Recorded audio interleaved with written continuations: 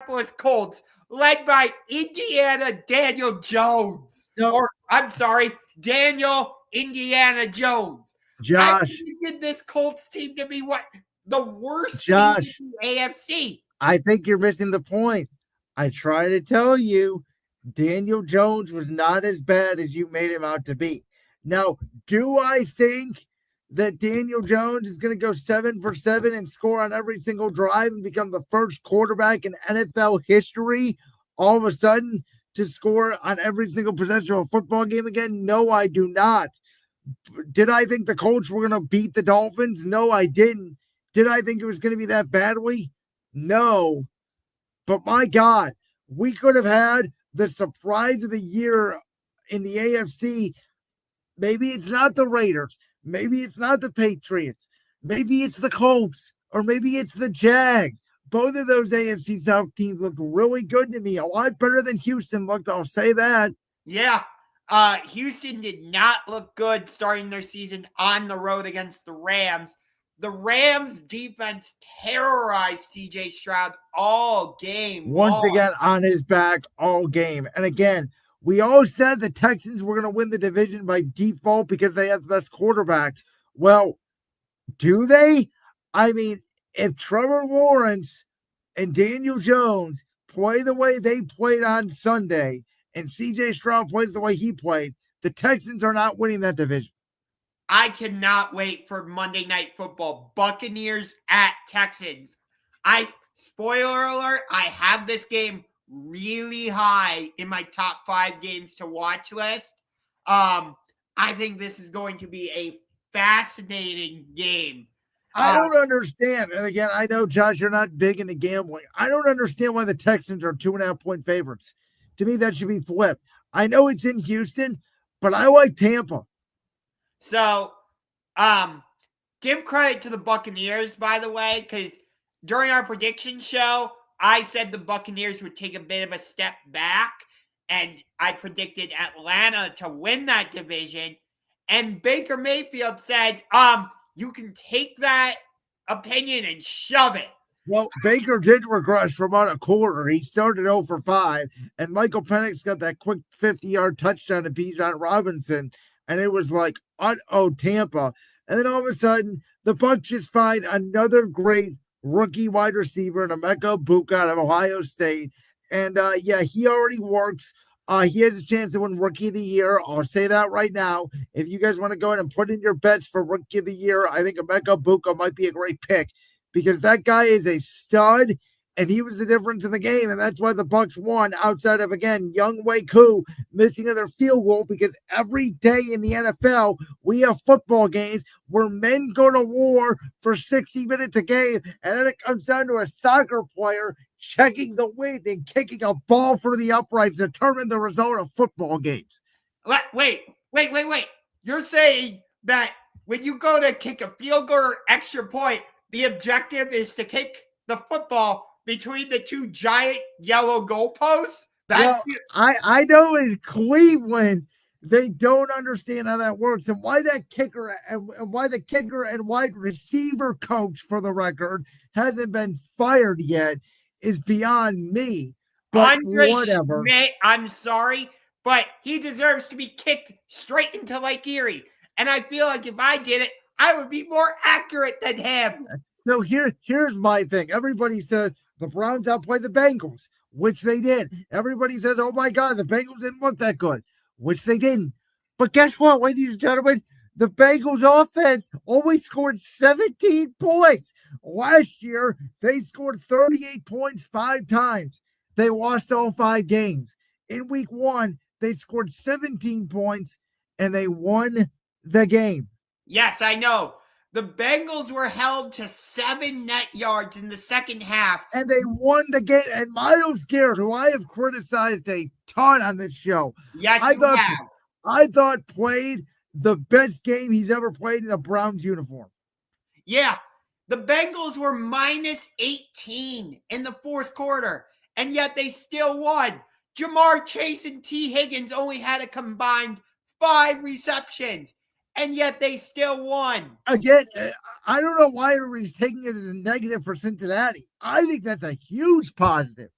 Like, oh my God.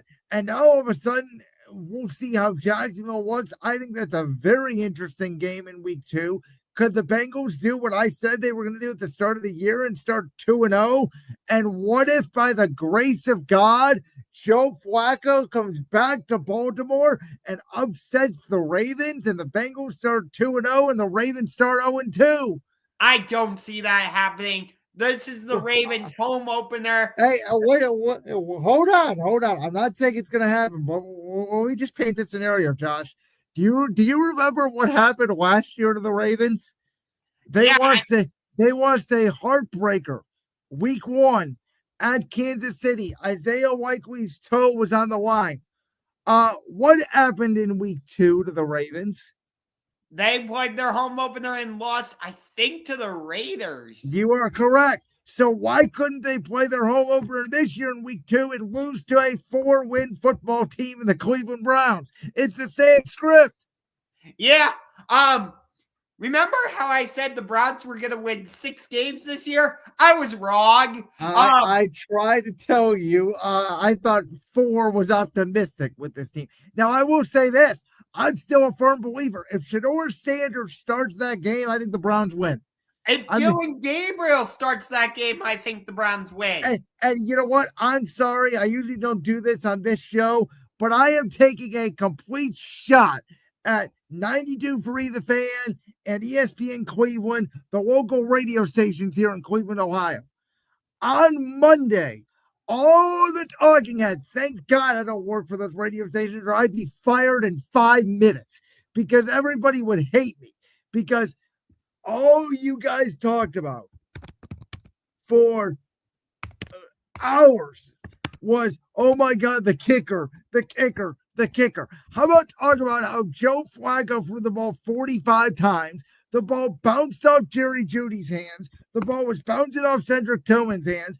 Dylan Sampson and Farron, the rookie tight end of Bowling Green, were the only 2 competent weapons on the field. And for the first half, you got your asses ran on by Chase Brown. But yeah, everything's cool because Quinshawn Junkins is coming back next week. Who gives a rip? Oh, and by the way, your baseball team is only 2.5 games out of the wild card, yet all you want to talk about is a kicker. Give me a break. I know. But here's a hot take, and I was saying this even before the game on Sunday. Joe Burrow is overrated. So by overrated, so I think he's a top 5 quarterback in the league. I would take Lamar over him. I would take Josh Allen over him. I would take Patrick Mahomes over him. I would take Justin Herbert over him. Oh, no. Yes. Justin Herbert has never won a playoff game. I would still take him over Burrow right now. Oh, come on. And if Bo Nix continues to play the way... Oh, come on. You are not going to take Bo Nix. You didn't even mention my guy, Jalen Hurts. Hold on. In the NFC side, I was just talking AFC. Okay. In the NFC side, yes, I would take Jalen Hurts over him. I would take Jordan Love over him. Hasn't proven a thing, but yeah, Joe Burrow's been to a Super Bowl, but yeah. I would take Matt Stafford over him. Matthew Stafford, to me, is the most overrated quarterback in football. He had 1 good year with the Rams. That's it. I liked what he did with the Lions, but granted... He didn't do anything with the Lions. He never even won him a playoff game. But he didn't make the playoffs.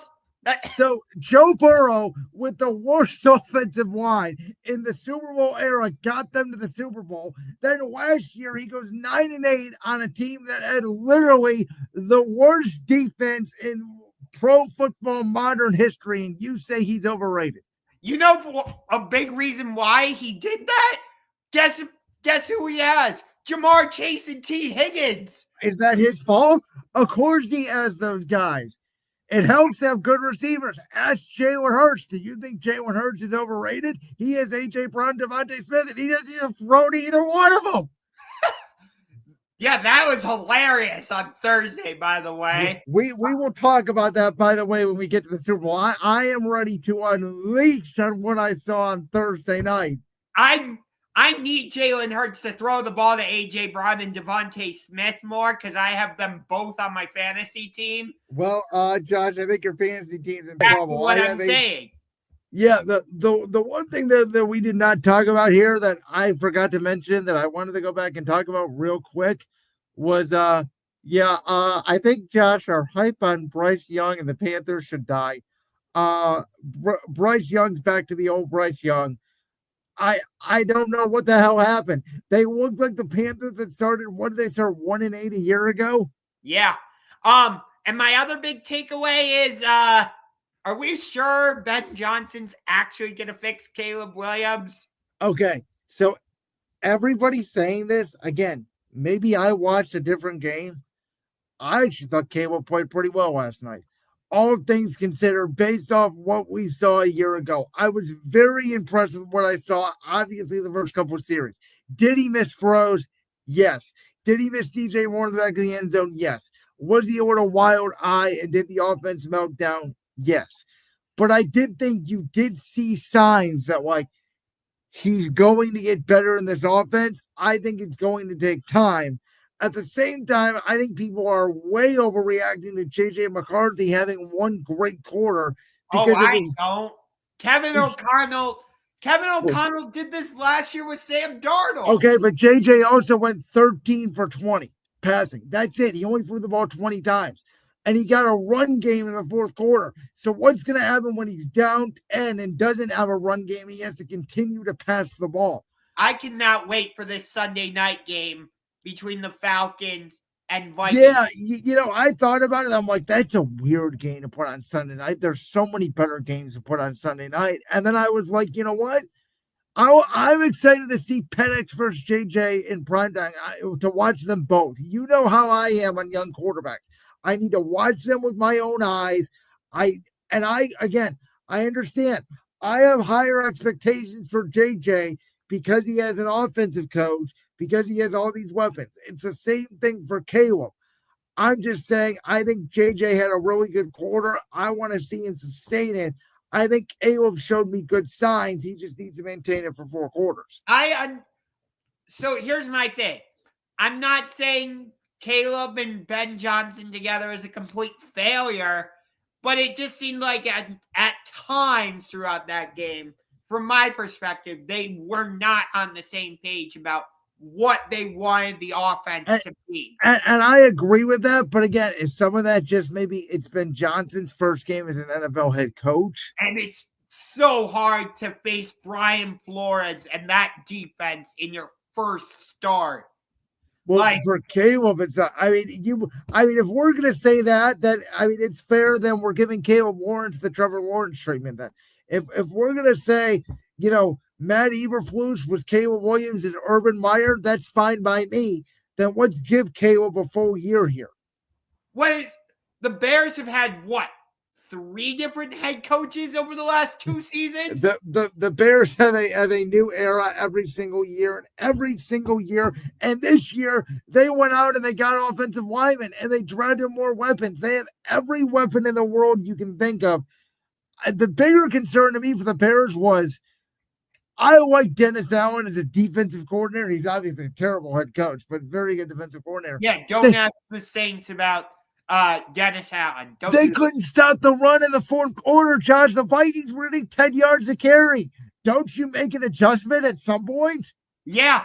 So let me ask you this, because we both said that based on what they did against the Lions on Sunday, the Packers stamped their ticket to win this division.